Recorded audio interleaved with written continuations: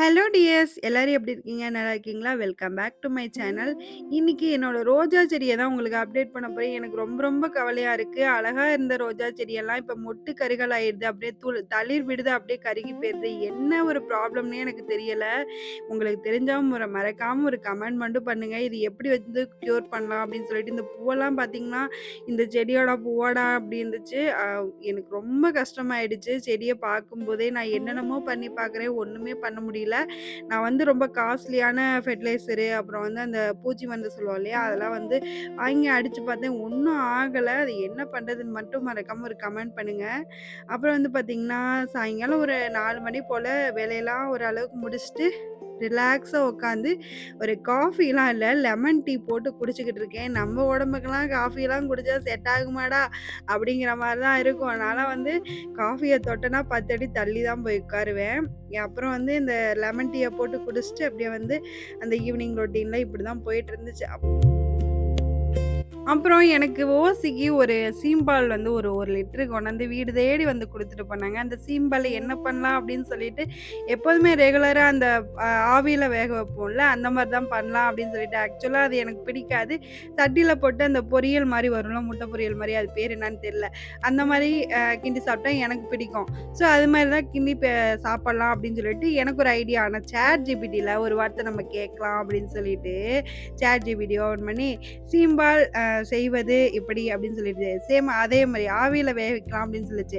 சரி நான் இருந்துட்டு, சரி இன்னும் கொஞ்சம் டிஃப்ரெண்ட்டா சொல்லு அப்படின்னு சொல்லிட்டு, சீம்பால்ல அல்வா பண்ணலாம் அப்படின்னு சொல்லிட்டு, சீம்பால்ல அல்வா வந்து எப்படி பண்ணலாம் அப்படின்னு சொல்லிட்டு, அதுக்குண்டான இன்கிரீடியன்ட்ஸ்லாம் சொல்லிட்டு இருந்துச்சு. சரி அது மாரி நம்ம பண்ணலாம் அப்படின்னு சொல்லிட்டு, சேம் அதே மெத்தட் தான். பால்லாம் ஊத்தி எடுத்து அடுப்புல வச்சுட்டேன். எக்ஸ்ட்ரா வந்து நம்ம ஒயிட் சுகர் நான் தான் ஃபர்ஸ்ட் டைம் நான் நாட்டு சர்க்கரை யூஸ் பண்ணேன். ஒயிட் சுகர் தான் போட்டேன். சரி நாட்டு சர்க்கரை யூஸ் பண்ணி பார்க்கலாம் அப்படின்னு சொல்லிட்டு, நாட்டு சர்க்கரைய போட்டு, ஏலக்காய போட்டு அரைச்சு எடுத்து வச்சுட்டு, டக்குன்னு எனக்கு ஒரு யோசனை. பால்ல நாட்டு சர்க்கரைய போட்டா திரிஞ்சு போயிருமே அப்படின்னு சொல்லிட்டு யோசிச்சுட்டே இருந்தேன். சரி நம்ம மூளைய கொஞ்சம் யூஸ் பண்ணுவோம்ன்னு சொல்லிட்டு எனக்கு வந்து மைண்டு மாறிக்கிச்சு. சரி ChatGPT சொன்னத நம்ம கேட்க வேண்டாம். நம்ம மூளைய கொஞ்சம் யூஸ் பண்ணுவோம்ன்னு சொல்லிட்டு, பால் நல்லா வந்து கெட்டியாயி இந்த அளவுக்கு வந்தோனே, நாட்டு சர்க்கரைய போட்டு கிண்டுவோம். எப்படி இருக்குன்னு பார்ப்போம். ஏன்னா வந்து அதுவே ஆல்ரெடி திரிஞ்சிருச்சு.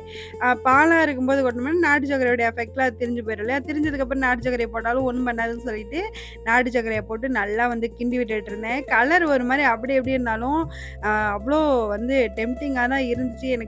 ChatGPTல சொன்னது நெய்யில முந்திரிய வறுத்து கொட்டி, அல்வா மாரி பண்ண சொல்லுச்சு. ஆக்சுவலா அல்வா மாரி அது வரவே இல்ல. அதுக்கு இடையில நம்ம என்னடா பண்றது? சரி பரவால்ல நம்ம பண்ணிட்டோம் அப்படின்னு சொல்லிட்டு மனசெல்லாம் கொஞ்சம் தேத்திக்கிட்டு, நமக்கு பிடிச்ச டிஷ் இப்படி ஆயிருச்சே அப்படின்னு சொல்லிட்டு, பாத்திரம் விளக்க சரி 1, 2 பாத்திரம் ஜிங்க்ல கிடந்துச்சா, அதெல்லாம் கழுவி வச்சுட்டு, அதுக்கப்புறம் கொஞ்சம் தண்ணிலாம் சுண்டட்டும் அப்படின்னு சொல்லிட்டு கழுவி வச்சுட்டு கிடந்தேன். அப்புறம் வந்து அந்த சட்டிய ஓப்பன் பண்ணி பார்க்குறேன். அப்படியே வந்து இன்னும் தண்ணியோட தான் இருந்துச்சு. எனக்கு வந்து ஒரே ஒரு கஷ்டம் என்னன்னா, சரி நம்ம வெள்ள சர்க்கரையவே போட்டுக்கலாம். ஒரு வேளை நம்ம ChatGPT சொன்னத வந்து கேட்டுருக்க கூடாதோ அப்படின்னு மாரி இருந்துச்சு. ஆனா வந்து ஃபைனல் அவுட்புட்டு நான் எதிர்பார்க்கவே இல்ல. அவ்ளோ சூப்பரா இருந்துச்சு. ஏன்னா நாட்டு சர்க்கரைக்கு பதிலா வெல்லம் யூஸ் பண்ணா கூட இப்படிதான் டேஸ்ட்டு. இத விட டேஸ்ட்டா இருக்கும் அப்படின்னு சொல்லி, அது டெம்ப்டிங்கா இருக்கிற மாரி சொல்லுச்சு. பட் நம்ம வெல்லம் வெல்லம் இருந்துச்சு. சரி வெல்லத்த யார்றா தட்டி வந்து இது பண்றது அப்படின்னு சொல்லிட்டு, நான் வந்து மேல முந்திரியோட சேர்த்து சாப்பிடுறப்போ அவ்ளோ டேஸ்ட்டா இருந்துச்சு.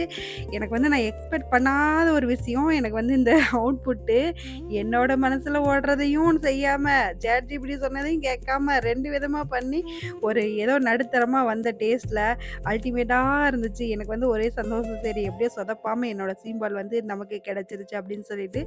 ஓகே இந்த வீடியோவோட எண்டுக்கு வந்தாச்சு. மறக்காம என்ன ரோஜா செடிக்கு மட்டும் கியூர் பண்றதுக்கு ஏதாவது ஒரு ஐடியாவ சொல்லிட்டு போங்க கமெண்ட் பாக்ஸ்ல.